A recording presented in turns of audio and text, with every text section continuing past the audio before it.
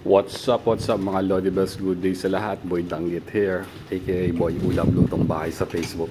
Okay, so ito, pop-up ng pop-up to sa notification natin at nakikita natin, siguro common friends or nag-engage na kami dati, si Hended Piedad. Shoutout sa'yo Lodi. So yan, mag Q&A tayo dito. So dito, ang sabi niya, guys, pa-help sa mga marunong sa about sa payout, makukuha or papasok pa rin ba to sa PayPal ko? Last year October simula na restricted ako, hanggang ngayon di pa rin napasok yung remaining earnings ko. Sana ma-help at makuha pa rin to. Process lang lagi siyang every month, laging estimated ng month of 25. Sayang kung di na papasok to. Parang ang gulo ng phrasing mo Lodi, pero okay na yan, siguro naintindihan ko na rin yan. So ganito yan. Check muna natin to. So meron siyang $3,486. Okay. So bonus, sa reels niya nakuha. Okay, so stars. So may mga ganitong naayos na rin tayong Facebook page dati, no? Mga ganitong issue rin. So check muna natin comments. Sabi ni pa-edit, wala na yan, hindi na makukuha. Yun, sabi ni Mayang Lay, sayang, saka mo na yan makukuha kapag wala ka na violation, kaya upload ka na lang ng upload. Possible din to. Etong sinabi ni Mayang Lay, possible yan pag nawala yung violation. Pero ang tanong, san ba yung violation? Anong video? Kasi pwede nating sabihin, pwede natin i-contest yun. Kung sa atin yung video niya original, pwede natin i-contest sa Facebook. Pero kung grab or may mga laman yung content ng video na nagbe-break ng violation ng rules ng Facebook, wala kang magawa doon kundi burahin mo lang, and then magantay ka ng ilang buwan. Ito naman sabi ni Andoy TV, shoutout sa'yo Lodi, pag wala ka na idol violation, makuha mo na yan. Gat may violation ka, standby lang payout mo. Yes, possible yan, tama to si Andoy. Pero ang tanong doon, paano kung yung violation, yung video na kumabig ng malaking earnings, di ba? So isa rin yun. So kung binura mo yung video mo, kahit anong video na binura mo na may mga earnings, mawawala yung earnings ng video na binura mo. So ganun yun. Okay, wala, laki, sayang naman. Madali lang yan, delete mo na lahat ng videos mo na pinost, so huwag ka na magtira kahit isa. Pati post Texas. Ayan, sa akin ng 6 months din ako sumad, hindi na nagpayad dahil na-restrict din ako, ganyan, kaya din ito lahat, post ko lang tinira. Siyang bumalik tools, then nag-upload ako after 3 days, tas kumita, binigay naman lahat ng earnings ko, kahit deleted na yung, basta wag mo turn off, professional. So ito, mayroong isang naka-experience dito, si Pigsal Gameplay. Kasi yung isang kakilala namin Lodi, nag-delete siya. After niya mag-delete, na wala lahat yung earnings dun sa videos. So ito, pagdating sa'yo, may natira ka pero nakuha mo. Gulo ni Facebook Kasi ganyan rin sa YouTube Sa YouTube, pag may mga earnings yung video mo at nagkaroon ng violation, pag dinilit mo yon, mawala rin yung earnings na nakuha mo dun sa video na yun, pati yung watch hours. So isa to sa medyo conflict sa Facebook, pero may point to. So experience yan, at sa experience namin nag-delete, lahat nawala. Okay, so kasayangan. Pag may nagawang violation, lalo na yung video na nagka-violation, malabo na ibibigay pa yan ni Meta, disqualified na, kasi dami pa yung ibang na-earn mo, kaya matutong sundin ang policies niya. Sayang. Pwede rin to, possible din to, kasi pag nagkakaproblema talaga sa Facebook, lahat ng monetization damay-damay yan. So kung hindi man madamay yung ibang monetization tools mo, naging ghost page ka naman, so hindi ka na nire-repair ni Facebook sa iba. Baka mali lang yung paglagay mo sa form idol, hindi. Ganyan din sa akin last year, nakareceive hanggang ngayon di pa rin binigay. Kasi ganito idol may tropa ako na inayos namin yung Facebook page niya. Pero yung sa kanya, hindi naman violation. Na-hold lang yung payout niya dahil dun sa tax info tsaka yung dun sa legal name. Dapat kasi mag-match. So yung details mo sa bank mo, dapat lahat yan mag-match. So yun lang, na-hold lang siya ng siguro 2 months, and then around rin yun, mga $3,000 din yun eh. So after na ayos na yung sa payout niya, okay naman na. Kasi ilang buwan na siyang sumasahod na dire-diretso, wala namang problema sa payout. Tapos biglang nagkaroon ng update si Facebook na kailangan na i-verify uli yung payout na gamit yung real legal name.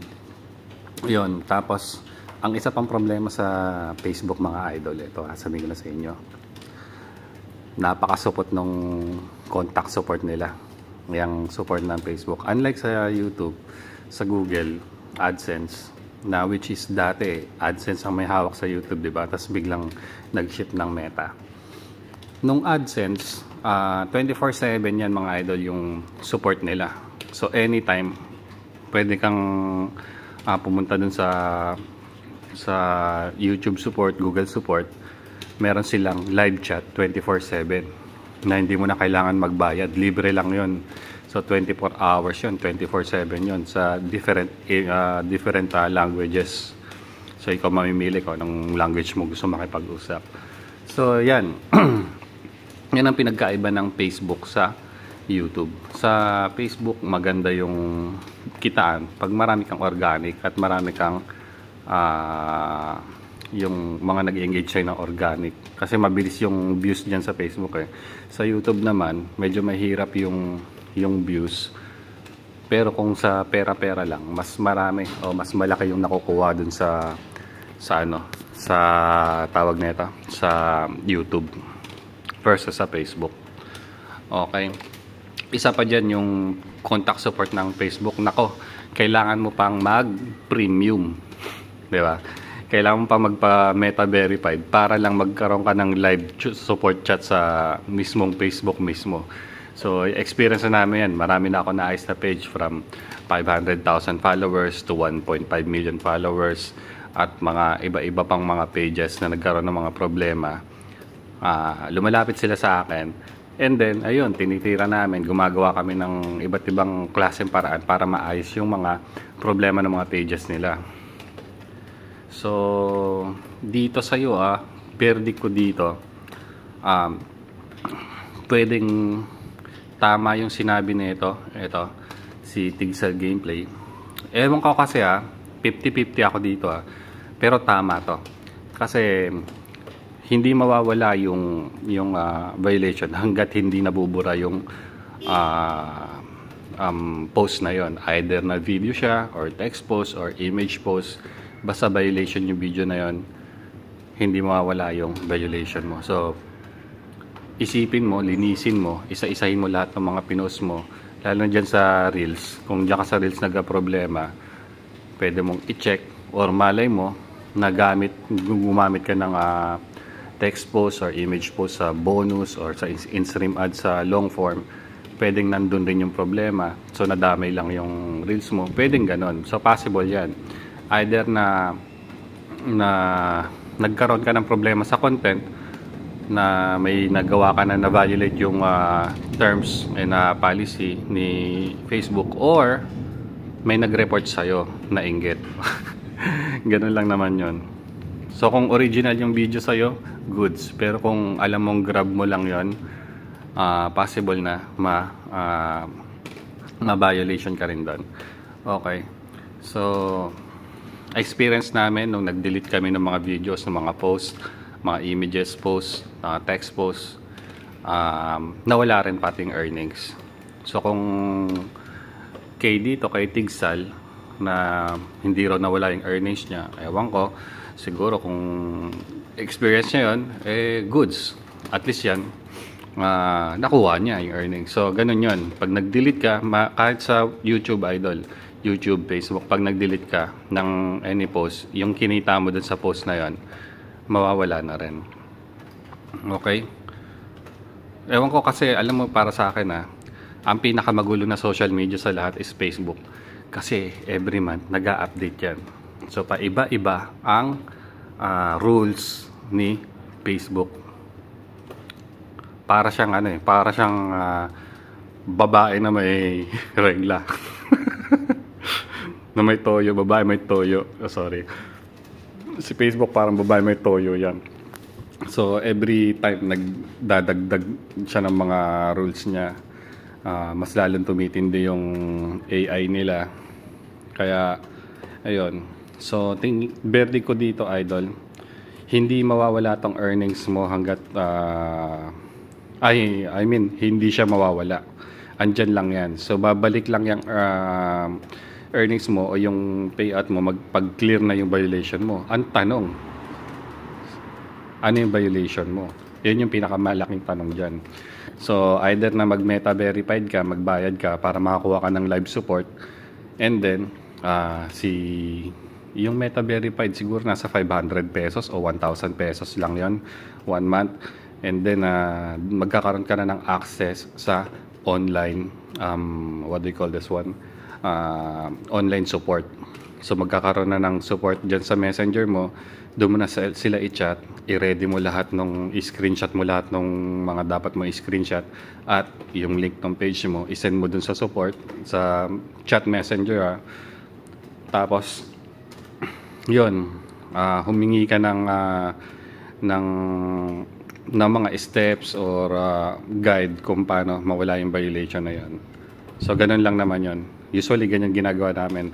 Pinapa-verify namin yung mga account, and then after ma-verify, meta verified, direct na kami sa live support ng Facebook. Meron yan sa Messenger pag naka-meta verified ka na, and then doon mo aayusin yung problema mo sa page mo. So sana maayos mo tong page mo. Ayun lang yung pinaka best way niyan. Either mag-delete ka na hindi ka sigurado kung anong video, at 50-50 rin kung maiiwan pa yung earnings mo, nandyan pa, or mawawala na. Kasi yung mga dating inayos namin, inabot na ng 3 months, 4 months, 5 months na nakapending yung revenue. Pero after nung naayos yung page nila, nakuha pa rin nila yung pera nila. So andyan pa rin yung pera mo, hindi mawawala yon. So ang pinakamatindi dyan na gagawin mo, mag-meta verify ka, magbayad ka para magkaroon ka ng access sa live support nila. Okay? So yun lang, Lodi. Sana nakatulong to. And ito, isasend ko to sa comment, itong video na to. Okay, so GG's Lodi. And ingat, God bless, good day sa lahat. Ciao.